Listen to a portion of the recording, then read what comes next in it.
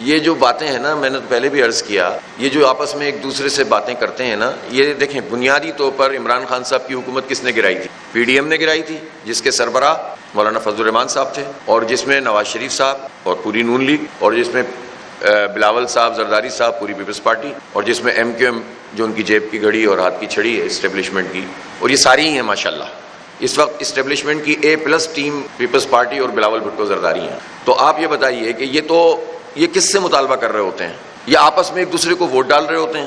صدر مملکت سب کے ووٹوں سے بنے ہوئے ہیں، چیئرمین سینٹ سب کے مشترکہ ووٹوں سے بنے ہوئے ہیں، وزیر اعظم سب کے مشترکہ ووٹوں سے بنے ہوئے ہیں۔ تو یہ کس سے مطالبہ کر رہے ہوتے ہیں؟ یہ جائیں نا آپ وہاں پر اپنی پی ڈی ایم کے توڑنے کا اعلان کریں، اور اعلان کریں کہ ہم جو ہے وہ تمام چیزوں سے الگ ہو گئے، ہم اپوزیشن میں بیٹھیں گے۔ یہ 26ویں ترمیم یہ مل کر کرتے ہیں، 27ویں ترمیم یہ مل کر کرتے ہیں۔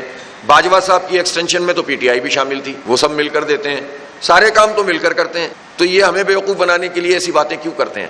جہاں تک خواجہ آصف صاحب کے بیان کا تعلق ہے، وہ ظاہر ہے وہ کوئی بھی ذی شعور آدمی اس کو قبول نہیں کر سکتا، اور اس پر جو بھی کارروائی کرنی ہے وہ نون لیگ کرے، اور سمجھنا چاہیے کہ اتنا سینئر آدمی اس طرح کی باتیں کر سکتا ہے اتنے حساس معاملات میں، وہ الگ بات ہے۔ لیکن بلاول صاحب تو یہ صرف وہاں سیاسی پوائنٹ اسکورنگ کے لیے، ان کی حکومت ہے، اس حکومت کے خلاف دھرنا ہو رہا ہے آزاد کشمیر میں، جانیں چلی گئی ہیں، اور وہ کہہ رہے ہیں کہ جناب بڑا ظلم ہو رہا ہے۔ تو ظلم کون کر رہا ہے؟ نام لینا ذرا۔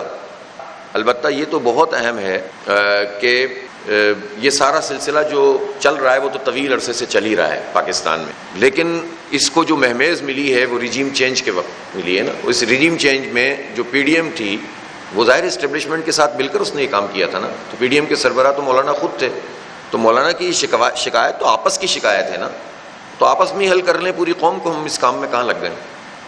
یار دیکھو اس کو تو جو ہے نا پی ٹی آئی نے خود ہی وہ ڈس آن کر دیا ہے، تو اب اس موضوع پر کیا بات کروں؟